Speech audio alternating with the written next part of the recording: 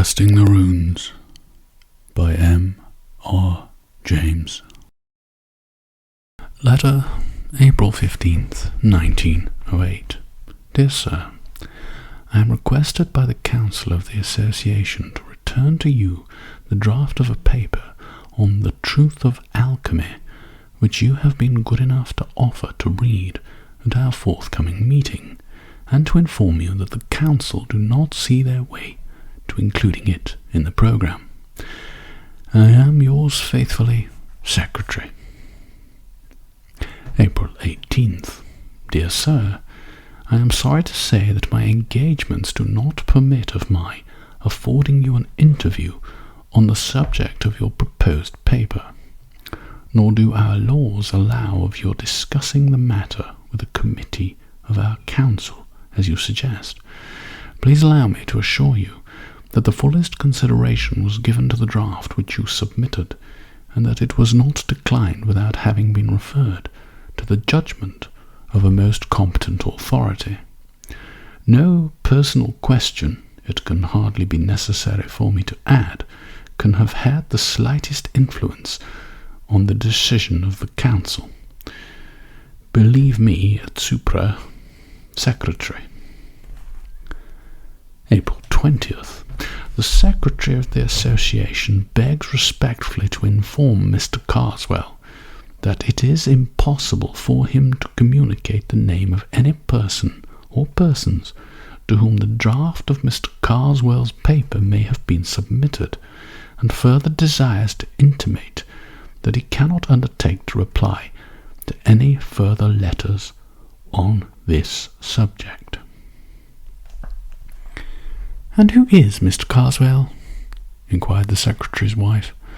She had called at his office, and perhaps unwarrantably had picked up the last of these 3 letters, which the typist had just brought in. "Why, my dear, just at present Mr. Karswell is a very angry man, but I don't know much about him otherwise, except that he is a person of wealth. His address is Lufford Abbey, Warwickshire, and he's an alchemist, apparently, and wants to tell us all about it. And that's about all, except that I don't want to meet him for the next week or 2. Now, if you're ready to leave this place, I am." "What have you been doing to make him angry?" asked Mrs. Secretary. "The usual thing, my dear, the usual thing. He sent in a draft of a paper he wanted to read at the next meeting, and we referred it to Edward Dunning, almost the only man in England who knows about these things. And he said it was perfectly hopeless, so we declined it. So Karswell has been pelting me with letters ever since. The last thing he wanted was the name of the man we referred his nonsense to. You saw my answer to that. But don't you say anything about it, for goodness sake." "I should think not, indeed. Did I ever do such a thing? I do hope, though, he won't get to know that it was poor Mr. Dunning." "Poor Mr. Dunning? I don't know why you call him that. He's a very happy man, is Dunning. Lots of hobbies and a comfortable home, and all this time to himself." "I only meant I should be sorry for him if this man got hold of his name and came and bothered him." Yes. I dare say he would be poor Mr. Dunning then." The Secretary and his wife were lunching out, and the friends to whose house they were bound were Warwickshire people. So Mrs. Secretary had already settled it in her own mind that she would question them judiciously about Mr. Karswell. But she was saved the trouble of leading up to the subject, for the hostess said to the host, before many minutes had passed, "I saw the Abbot of Lufford this morning." The host whistled. "Did you? What in the world brings him up to town?" "Goodness knows, he was coming out of the British Museum gate as I drove past." It was not unnatural that Mrs. Secretary should inquire whether this was a real abbot who was being spoken of. "Oh no, my dear, only a neighbour of ours in this country who bought Lufford Abbey a few years ago. His real name is Karswell." "Is he a friend of yours?" asked Mr. Secretary, with a private wink to his wife. The question let loose a torrent of declamation. There was really nothing to be said for Mr. Karswell. Nobody knew what he did with himself. His servants were a horrible set of people. He had invented a new religion for himself, and practised no one could tell what appalling rites. He was very easily offended, and never forgave anybody. He had a dreadful face, so the lady insisted, her husband somewhat demurring. He never did a kind action, and whatever influence he did exert was mischievous. "Do the poor man justice, dear," the husband interrupted. "You forget the treat he gave the school children." "Forget it indeed, but I'm glad you mentioned it, because it gives the idea of the man. Now, Florence, listen to this. The first winter he was at Lufford, this delightful neighbour of ours wrote to the clergyman of his parish. He's not ours, but we know him very well, and offered to show the school children some magic lantern slides. He said he had some new kinds which he thought would interest them. Well, the clergyman was rather surprised, because Mr. Karswell had shown himself inclined to be unpleasant to the children, complaining of their trespassing or something of the sort. But of course he accepted, and the evening was fixed, and our friend went himself to see that everything went right. He said he never had been so thankful for anything as that his own children were all prevented from being there. They were at a children's party at our house, as a matter of fact, because this Karswell had evidently set out with the intention of frightening these poor village children out of their wits. And I do believe that if he had been allowed to go on, he would actually have done so. Well, he began with some comparatively mild things. Red Riding Hood was one, and even then Mr. Farrar said the wolf was so dreadful that several of the smaller children had to be taken out. And he said Mr. Karswell began the story by producing a noise like a wolf howling in the distance, which was the most gruesome thing he'd ever heard. All the slides he showed, Mr. Farrar said, were most clever. They were absolutely realistic, and where he had got them or how he worked them he could not imagine. Well, the show went on, and the stories kept on becoming a little more terrifying each time, and the children were mesmerized into complete silence. At last he produced a series which represented a little boy passing through his own park, Lufford, I mean, in the evening.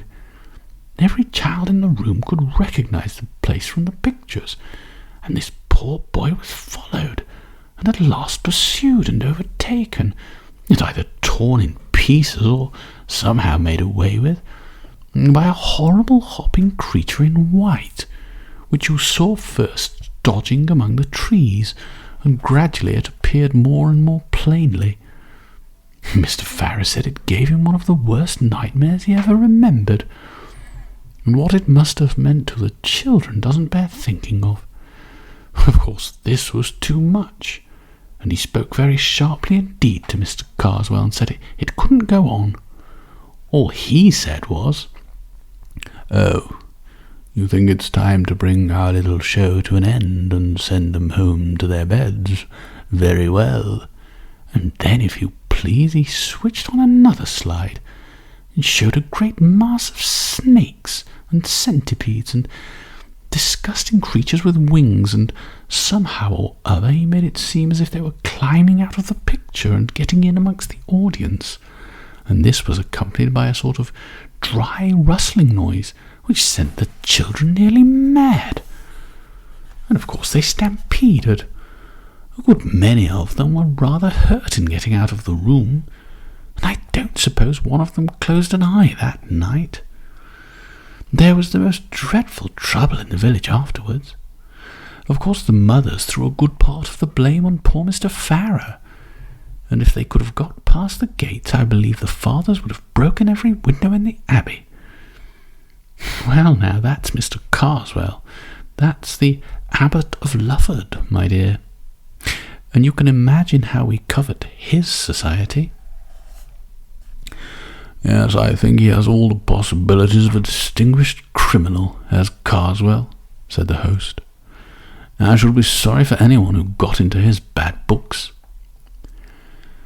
Is he the man, or am I mixing him up with someone else? Asked the secretary, who for some minutes had been wearing the frown of the man who is trying to recollect something. Is he the man who brought out a history of witchcraft some time back? 10 years or more. That's the man. Do you remember the reviews of it? Certainly I do. And what's equally to the point, I knew the author of the most incisive of the lot. So did you. You must remember John Harrington. He was at John's in our time. Oh, very well indeed. I don't think I saw or heard anything of him between the time I went down and the day I read the account of the inquest on him. Inquest? Said one of the ladies. What has happened to him? Well, what happened was that he fell out of a tree and broke his neck. But the puzzle was, what could have induced him to get up there? It was a mysterious business, I must say. Here was this man, not an athletic fellow, was he? And with no eccentric twist about him that was ever noticed, walking home along a country road late in the evening, no tramps about, well known and liked in the place, and he suddenly begins to run like mad, loses his hat and stick, and finally shins up a tree. Quite a difficult tree, growing in the hedgerow. A dead branch gives way, and he comes down with it and breaks his neck. And there he's found next morning with the most dreadful face of fear on him that could be imagined.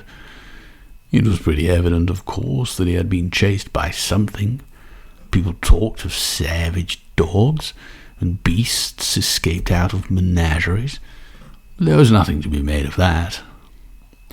That was in 1809, and I believe his brother Henry, whom I remember as well at Cambridge, but you probably don't, has been trying to get on the track of an explanation ever since. He, of course, insists there was malice in it, but I don't know. It's difficult to see how it could have come in. After a time, the talk reverted to the history of witchcraft. Did you ever look into it? Asked the host. Yes, I did, said the secretary. I went so far as to read it. Was it as bad as it was made out to be? Oh, in point of style and form, quite hopeless. It deserved all the pulverizing it got. But besides that, it was an evil book. The man believed every word of what he was saying, and I'm very much mistaken if he hadn't tried the greater part of his receipts. Well, I only remember Harrington's review of it, and I must say if I'd been the author it would have quenched my literary ambition for good. I should never have held up my head again. It hasn't had that effect in the present case. But come, it's 3:30. I must be off. On the way home, the secretary's wife said, I do hope that horrible man won't find out that Mr. Dunning had anything to do with the rejection of his paper. I don't think there's much chance of that, said the secretary. Dunning won't mention it himself, for these matters are confidential, and none of us will for the same reason. Karswell won't know his name, for Dunning hasn't published anything on the same subject yet. The only danger is that Karswell might find out if he was to ask the British Museum people, who was in the habit of consulting alchemical manuscripts.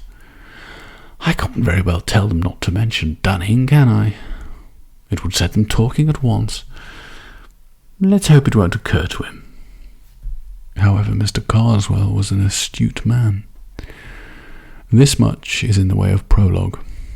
On an evening rather late in the same week, Mr. Edward Dunning was returning from the British Museum, where he had been engaged in research, to the comfortable house in a suburb where he lived alone, tended by 2 excellent women who had been long with him.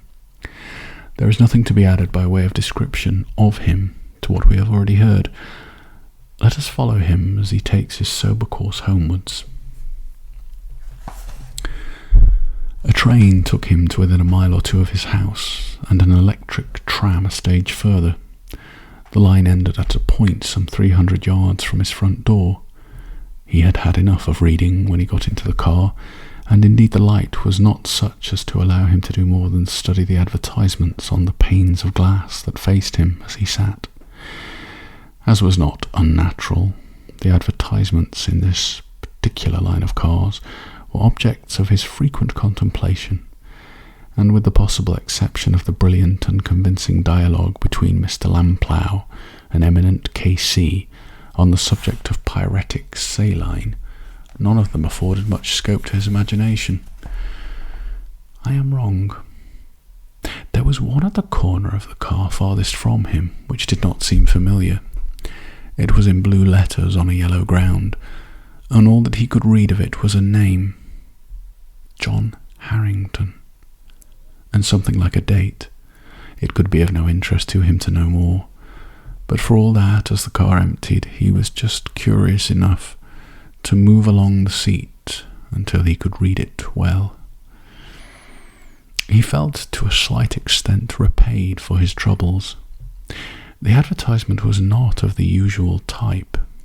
It ran thus: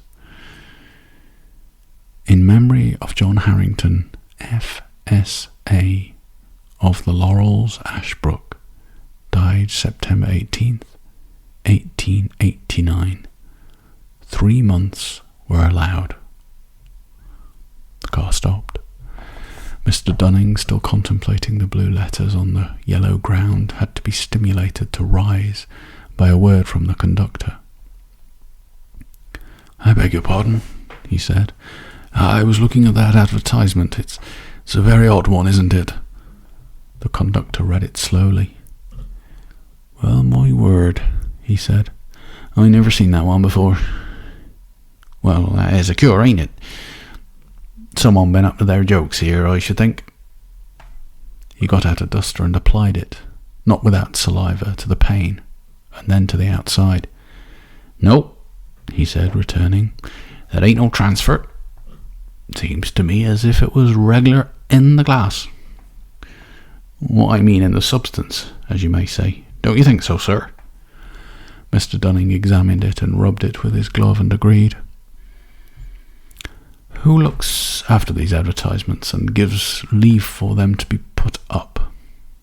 I wish you would inquire. I will just take a note of the words."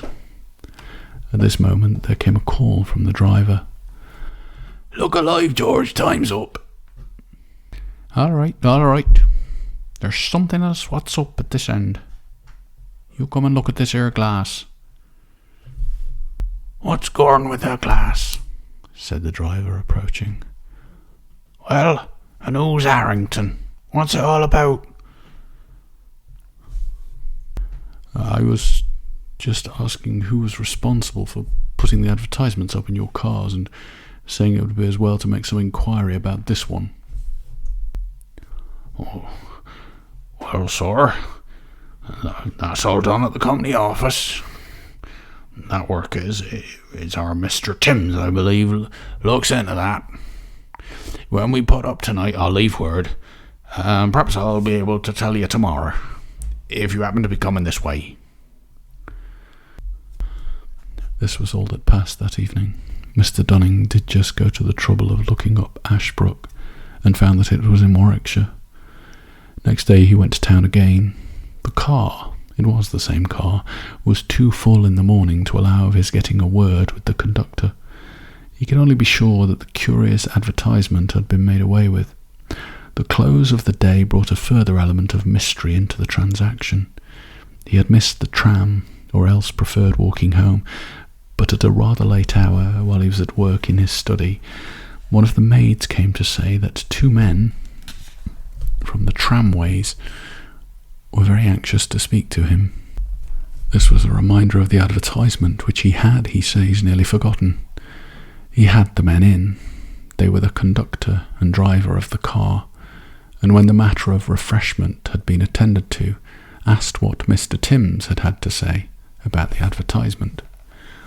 "Well, sir, that's what we took the liberty to step round about," said the conductor. "Mr. Tim, he give William here the rough side of his tongue about that. According to him, there warn't no advertisement of that description sent in, nor ordered, nor paid for, nor put up, nor nothink, let alone not being there, and we was playing the fool taking up his time.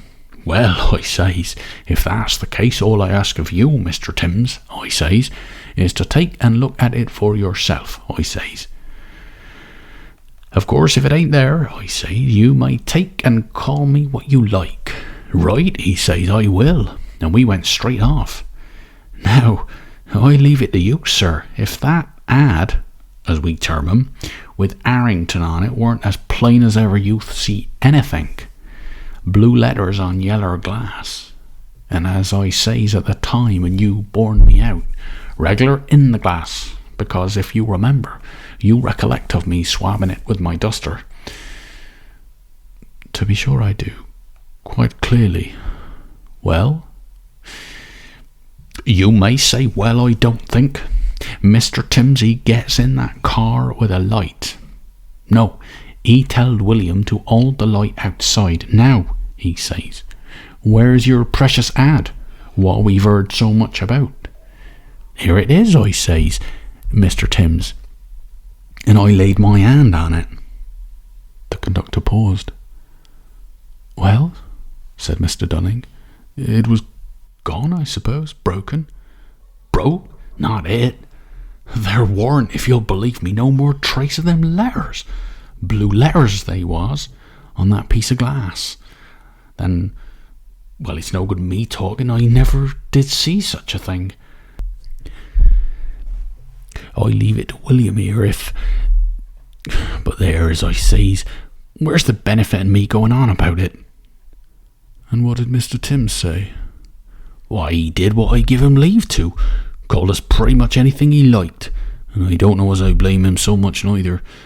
But what we thought, William and me, did, was, as we seen you take down a bit of a note about that, well, that lettering.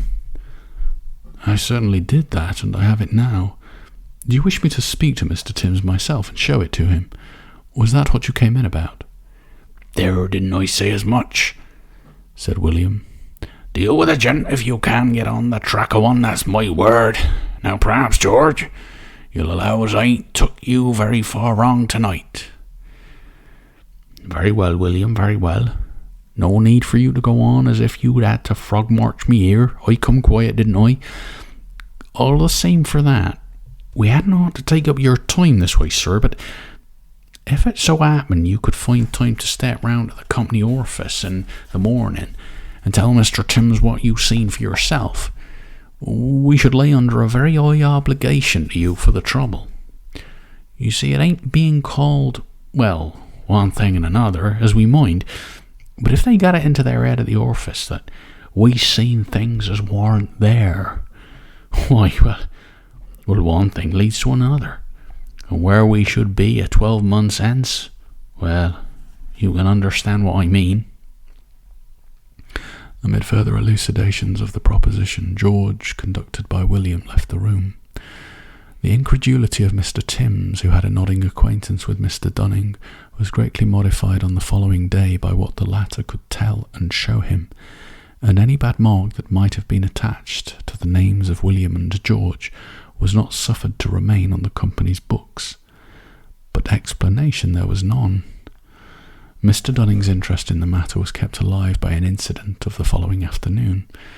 He was walking from his club to the train, and he noticed some way ahead a man with a handful of leaflets, such as are distributed to passers-by by agents of enterprising firms. This agent had not chosen a very crowded street for his operations.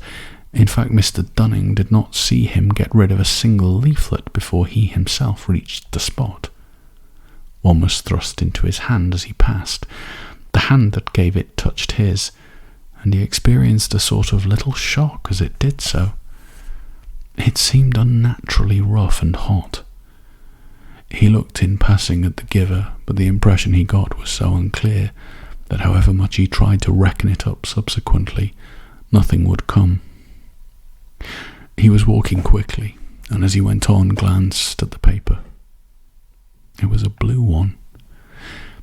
The name of Harrington, in large capitals, caught his eye. He stopped, startled, and felt for his glasses. The next instant, the leaflet was twitched out of his hand by a man who hurried past and was irrecoverably gone. He ran back a few paces. But where was the passer-by, and where the distributor? It was in a somewhat pensive frame of mind that Mr. Dunning passed on the following day into the select manuscript room of the British Museum, and filled up tickets for Harley 3586 and some other volumes. After a few minutes they were brought to him, and he was settling the one he wanted first upon the desk, when he thought he heard his own name whispered behind him. He turned round hastily, and in doing so brushed his little portfolio of loose papers onto the floor. He saw no one he recognised except one of the staff in charge of the room, who nodded to him, and he proceeded to pick up his papers. He thought he had them all, and was turning to begin work, when a stout gentleman at the table behind him, who was just rising to leave, and had collected his own belongings, touched him on the shoulder. "May I give you this one? I think it should be yours," and handed him a missing quire. "It is mine, thank you," said Mr. Dunning. In another moment the man had left the room. Upon finishing his work for the afternoon, Mr. Dunning had some conversation with the assistant in charge, and took occasion to ask who the stout gentleman was. "Oh, he is a man named Karswell," said the assistant. "He was asking me a week ago who were the great authorities on alchemy, and of course I told him you were the only one in the country. I'll see if I can't catch him. He'd like to meet you, I'm sure." "For heaven's sake, don't dream of it," said Mr. Dunning. "I'm particularly anxious to avoid him." "Oh, very well," said the assistant. "He doesn't come here often. I dare say you won't meet him." More than once on the way home that day, Mr. Dunning confessed to himself that he did not look forward with his usual cheerfulness to a solitary evening. It seemed to him that something ill-defined and impalpable had stepped in between him and his fellow men, had taken him in charge, as it were. He wanted to sit close up to his neighbours in the train and in the tram, but as luck would have it, both train and car were markedly empty. The conductor George was thoughtful, and appeared to be absorbed in calculations as to the number of passengers. On arriving at his house, he found Dr. Watson, his medical man, on his doorstep. "But I've had to upset your household arrangements, I'm sorry to say, Dunning. Both your servants hors de combat. In fact, I've had to send them to the nursing home." "Good heavens, what's the matter?" "It's something like ptomaine poisoning, I should think. You've not suffered yourself, I can see, or you wouldn't be walking about. I think they'll pull through all right." "Dear, dear. Have you any idea what brought it on?" "Well, they tell me they bought some shellfish from a hawker at their dinner time. It's odd. I've made inquiries, but I can't find that any hawker has been to other houses in the street. I couldn't send word to you. They won't be back for a bit yet. You'll come and dine with me tonight. Anyhow, and we can make arrangements for going on. 8 o'clock. Don't be too anxious." The solitary evening was thus obviated, at the expense of some distress and inconvenience, it is true.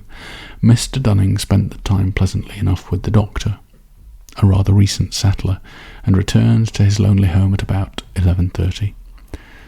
The night he passed is not one on which he looks back with any satisfaction. He was in bed, and the light was out. He was wondering if the charwoman would come early enough to get him hot water next morning, when he heard the unmistakable sound of his study door opening. No step followed it on the passage floor, but the sound must mean mischief, for he knew that he had shut the door that evening after putting his papers away in his desk. It was rather shame than courage that induced him to slip out into the passage and lean over the banister in his nightgown, listening. No light was visible, no further sound came. Only a gust of warm or even hot air played for an instant round his shins. He went back and decided to lock himself in his room. There was more unpleasantness, however. Either an economical suburban company had decided that their light would not be required in the small hours and had stopped working, or else something was wrong with the meter. The effect was, in any case, that the electric light was off. The obvious course was to find a match and also to consult his watch. He might as well know how many hours of discomfort awaited him. So he put his hand into the well-known nook under the pillow. Only it did not get so far. What he touched was, according to his account, a mouth with teeth and with hair about it, and he declares not the mouth of a human being. I do not think it is any use to guess what he said or did, but he was in a spare room with the door locked and his ear to it before he was clearly conscious again, and there he spent the rest of a most miserable night, looking every moment for some fumbling at the door, but nothing came. The venturing back to his own room in the morning was attended with many listenings and quiverings. The door stood open, fortunately, and the blinds were up. The servants had been out of the house before the hour of drawing them down. There was, to be sure, no trace of an inhabitant. The watch, too, was in its usual place. Nothing was disturbed. Only the wardrobe door had swung open in accordance with its confirmed habit. A ring at the back door now announced the charwoman, who had been ordered the night before, and nerved Mr. Dunning after letting her in to continue his search in other parts of the house. It was equally fruitless. The day thus begun went on dismally enough. He dared not go to the museum. In spite of what the assistant had said, Karswell might turn up there, and Dunning felt he could not cope with a probably hostile stranger. His own house was odious. He hated sponging on the doctor. He spent some little time in a call at the nursing home, where he was slightly cheered by a good report of his housekeeper and maid. Towards lunchtime he betook himself to his club, again experiencing a gleam of satisfaction at seeing the secretary of the association. At luncheon Dunning told his friend the more material of his woes, but could not bring himself to speak of those that weighed most heavily on his spirits. "My poor dear man," said the secretary, "what an upset. Look here, we're alone at home, absolutely. You must put up with us. Yes, no excuse. Send your things in this afternoon." Dunning was unable to stand out. He was in truth becoming acutely anxious as the hours went on as to what that night might have waiting for him. He was almost happy as he hurried home to pack up. His friends, when they had time to take stock of him, were rather shocked at his lorn appearance and did their best to keep him up to the mark. Not altogether without success, but when the two men were smoking alone later, Dunning became dull again. Suddenly he said, "Gayton, I believe that alchemist man knows it was I who got his paper rejected." Gayton whistled. "What makes you think that?" he said. Dunning told of his conversation with the museum assistant, and Gayton could only agree that the guess seemed likely to be correct. "Not that I care much," Dunning went on. "Only it might be a nuisance if we were to meet.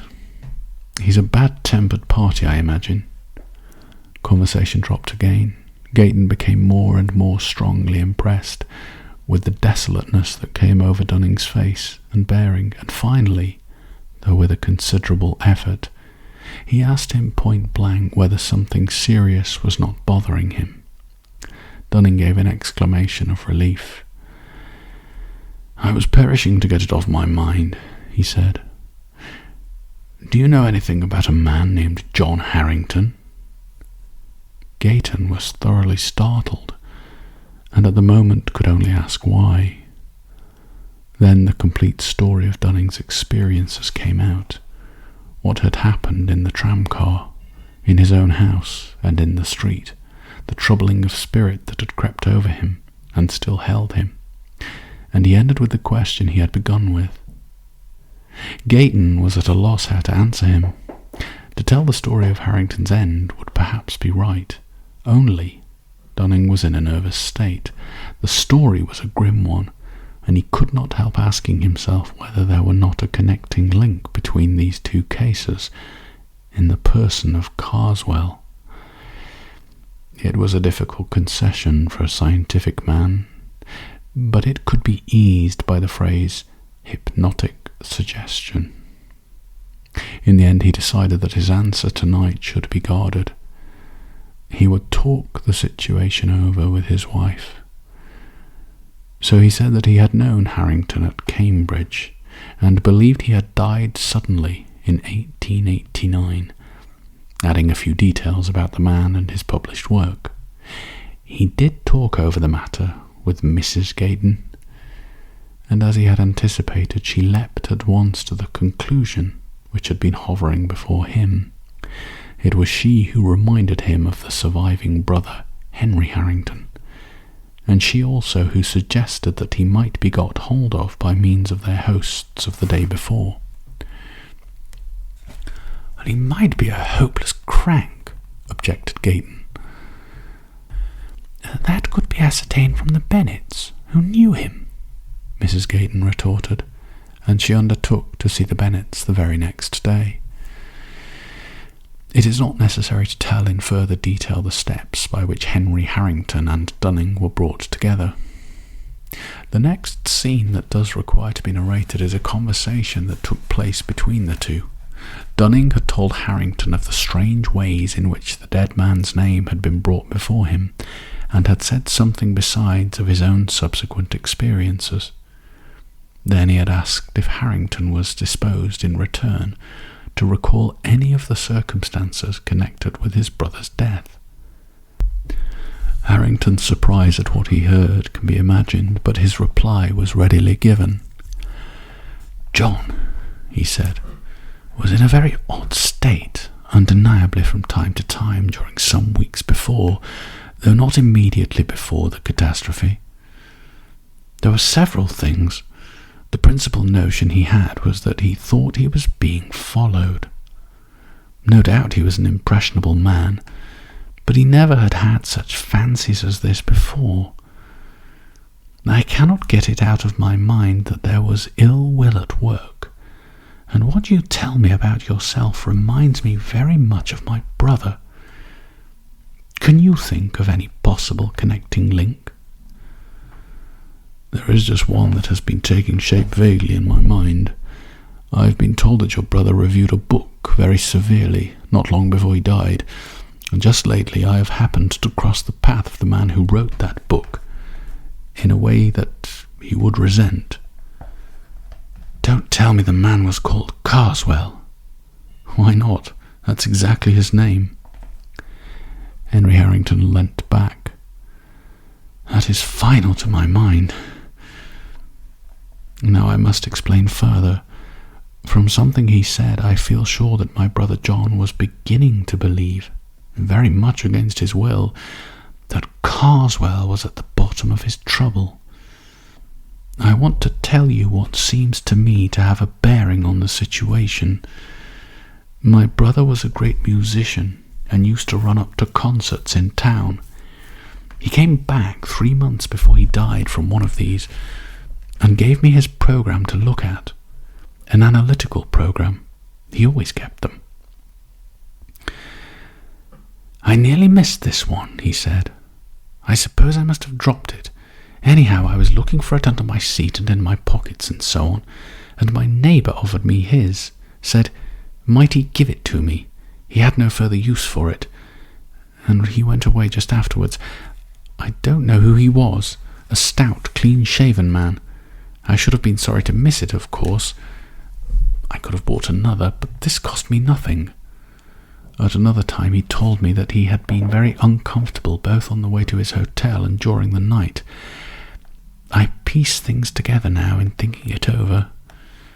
Then, not very long after, he was going over these programs, putting them in order to have them bound up.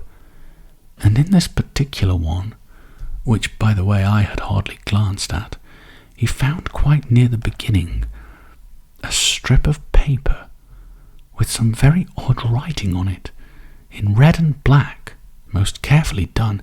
It looked to me more like runic letters than anything else. "Why," he said, "this must belong to my fat neighbour.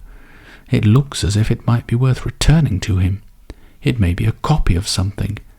Evidently someone has taken trouble over it. How can I find his address?" We talked it over for a little and agreed that it wasn't worth advertising about, and that my brother had better look out for the man at the next concert, to which he was going very soon. The paper was lying on the book, and we were both by the fire. It was a cold, windy summer evening. I suppose the door blew open, though I didn't notice it. At any rate, a warm gust it was, came quite suddenly between us, took the paper, and blew it straight into the fire. It was light, thin paper, and flared and went up the chimney in a single ash. "Well," I said, "you can't give it back now." He said nothing for a minute. Then, rather crossly, "No, I can't, but why you should keep on saying so, I don't know." I remarked that I didn't say it more than once. "Not more than 4 times, you mean," was all he said. I remember all that very clearly, without any good reason. And now to come to the point, I don't know if you looked at that book of Karswell's, which my unfortunate brother reviewed. It's not likely that you should, but I did, both before his death and after it. The first time we made game of it together, it was written in no style at all, split infinitives and every sort of thing that makes an Oxford gorge rise. And then there was nothing that the man didn't swallow, mixing up classical myths and stories out of the golden legend with reports of savage customs of today. All very proper, no doubt, if you know how to use them, but he didn't. He seemed to put the golden legend and the golden bough exactly on a par, and to believe both. A pitiable exhibition, in short. Well, after the misfortune, I looked over the book again. It was no better than before, but the impression which it left this time on my mind was different. I suspected, as I told you, that Karswell had borne ill will to my brother, even that he was in some way responsible for what had happened. And now his book seemed to me to be a very sinister performance indeed. One chapter in particular struck me, in which he spoke of casting the runes on people, either for the purpose of gaining their affection or of getting them out of the way. Perhaps more especially the latter. He spoke of all this in a way that really seemed to me to imply actual knowledge.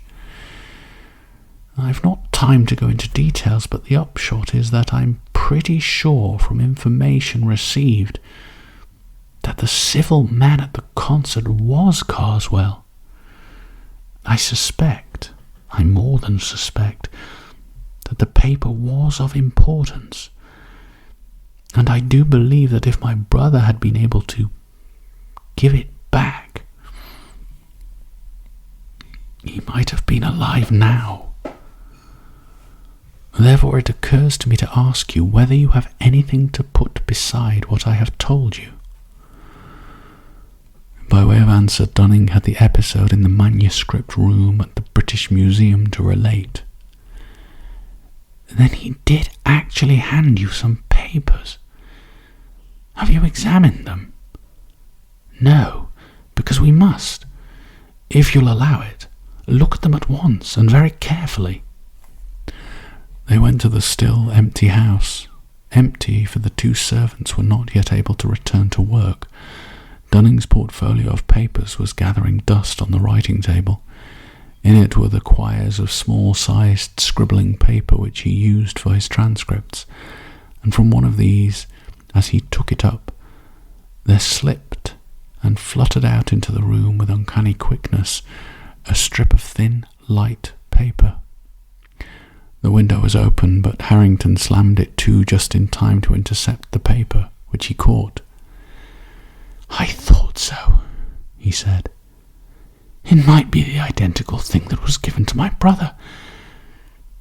You'll have to look out, Dunning. This may mean something quite serious for you." A long consultation took place. The paper was narrowly examined. As Harrington had said, the characters on it were more like runes than anything else, but not decipherable by either man, and both hesitated to copy them, for fear, as they confessed, of perpetuating whatever evil purpose they might conceal. So it has remained impossible, if I may anticipate a little, to ascertain what was conveyed in this curious message or commission. Both Dunning and Harrington are firmly convinced that it had the effect of bringing its possessors into very undesirable company, that it must be returned to the source whence it came, they were agreed, and further, that the only safe and certain way was that of personal service, and here contrivance would be necessary, for Dunning was known by sight to Karswell. He must, for one thing, alter his appearance by shaving his beard, but then might not the blow fall first? Harrington thought they could time it. He knew the date of the concert at which the black spot had been put on his brother. It was June 18th. The death had followed on September 18th. Dunning reminded him that 3 months had been mentioned on the inscription on the car window.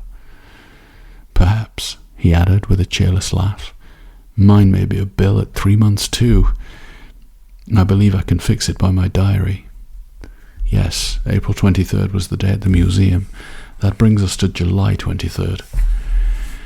Now you know it becomes extremely important to me to know anything you will tell me about the progress of your brother's trouble, if it is possible for you to speak about it." "Of course. Well, the sense of being watched whenever he was alone was the most distressing thing to him. After a time I took to sleeping in his room, and he was the better for that. Still, he talked a great deal in his sleep." "What about? Is it wise to dwell on that? At least before things are straightened out." "I think not, but I can tell you this. 2 things came for him by post during those weeks, both with a London postmark and addressed in a commercial hand. One was a woodcut of Berwick's, roughly torn out of the page, one which shows a moonlit road and a man walking along it, followed by an awful demon creature.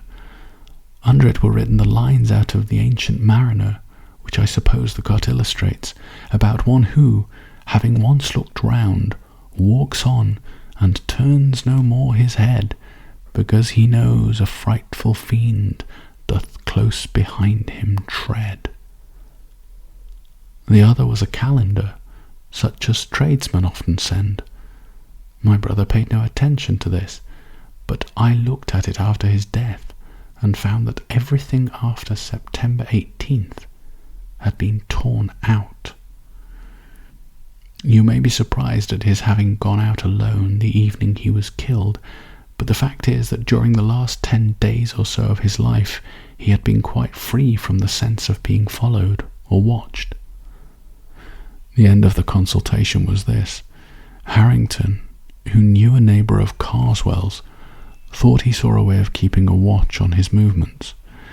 It would be Dunning's part to be in readiness, to try to cross Karswell's path at any moment, to keep the paper safe and in a place of ready access. They parted. The next weeks were no doubt a severe strain upon Dunning's nerves. The intangible barrier which had seemed to rise about him on the day when he received the paper gradually developed into a brooding blackness that cut him off from the means of escape to which one might have thought he might resort. No one was at hand who was likely to suggest them to him, and he seemed robbed of all initiative. He waited with inexpressible anxiety as May, June, and early July passed on, for a mandate from Harrington, but all this time Karswell remained immovable at Lufford. At last, in less than a week before the date he had come to look upon as the end of his earthly activities, came a telegram. "Leaves Victoria by boat train Thursday night. Do not miss. I come to you tonight. Harrington." He arrived accordingly, and they concocted plans. The train left Victoria at 9, and its last stop before Dover was Croydon West.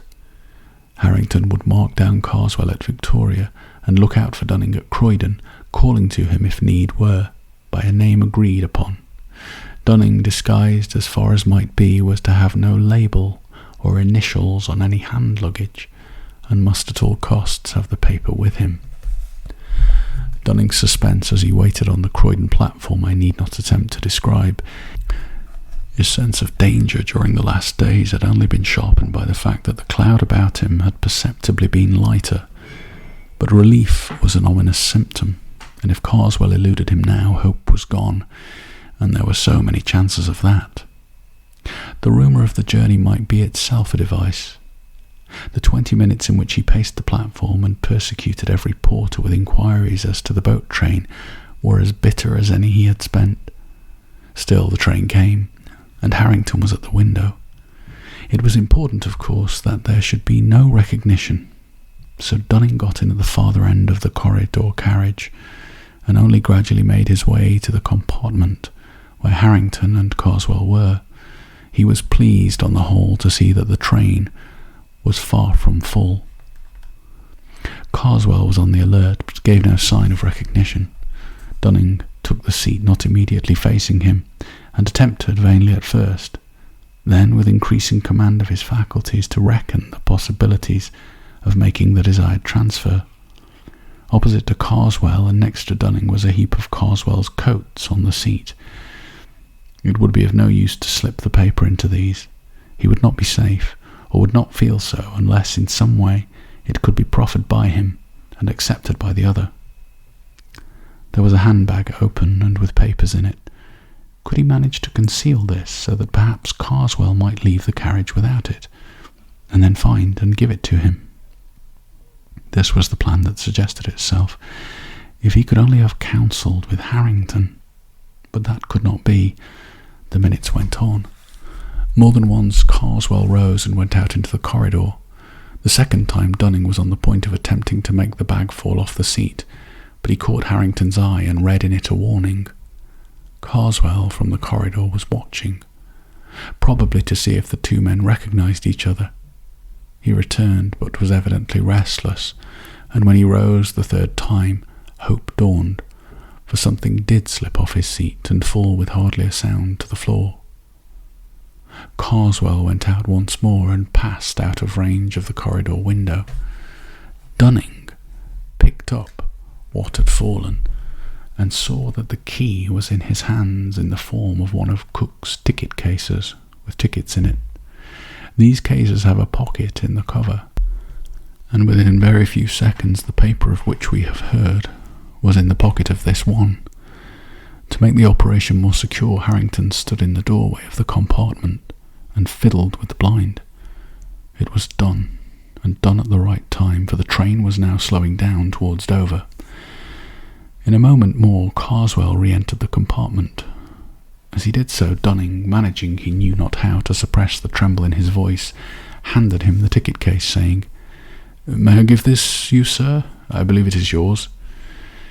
After a brief glance at the ticket inside, Karswell uttered the hoped-for response. "Yes, it is. Much obliged to you, sir," and he placed it in his breast pocket. Even in the few moments that remained, moments of tense anxiety, for they knew not to what a premature finding of the paper might lead, both men noticed that the carriage seemed to darken about them and to grow warmer, that Karswell was fidgety and oppressed, that he drew the heap of loose coats near to him and cast it back as if it repelled him, and that he then sat upright and glanced anxiously at both. They, with sickening anxiety, busied themselves in collecting their belongings, but they both thought that Karswell was on the point of speaking when the train stopped at Dover town. It was natural that in the short space between town and pier they should both go into the corridor. At the pier they got out, but so empty was the train that they were forced to linger on the platform until Karswell should have passed ahead of them with his porter on the way to the boat, and only then was it safe for them to exchange a pressure of the hand and a word of concentrated congratulation. The effect upon Dunning was to make him almost faint. Harrington made him lean up against the wall, while he himself went forward a few yards within sight of the gangway to the boat, at which Karswell had now arrived. The man at the head of it examined his ticket, and, laden with coats, he passed down into the boat.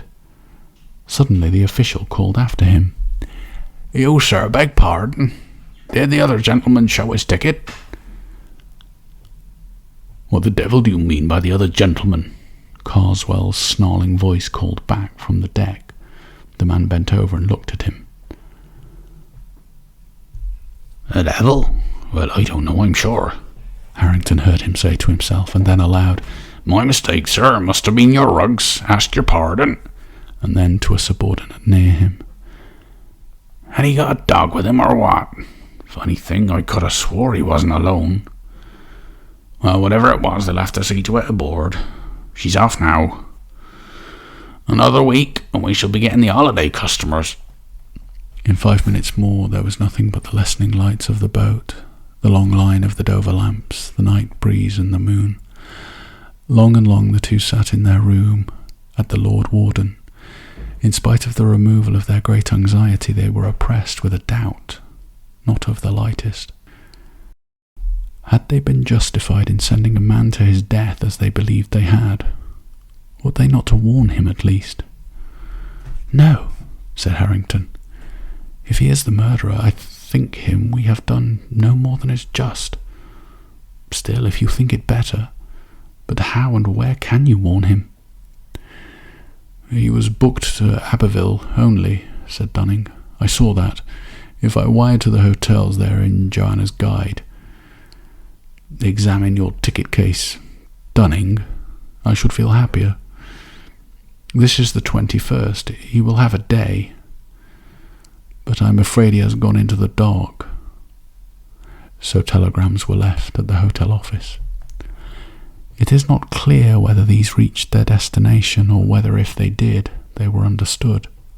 All that is known is that on the afternoon of the 23rd, an English traveller, examining the front of St Wolfram's Church at Abbeville, then under extensive repair, was struck on the head and instantly killed by a stone falling from the scaffold erected round the northwestern tower, there being, as was clearly proved, no workman on the scaffold at that moment, and the traveller's papers identified him as Mr Karswell.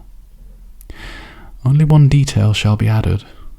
At Karswell's sale a set of Bewick, sold with all faults, was acquired by Harrington. The page with the woodcut of the traveller and the demon was, as he had expected, mutilated. Also, after a judicious interval, Harrington repeated to Dunning something of what he had heard his brother say in his sleep, but it was not long before Dunning stopped him.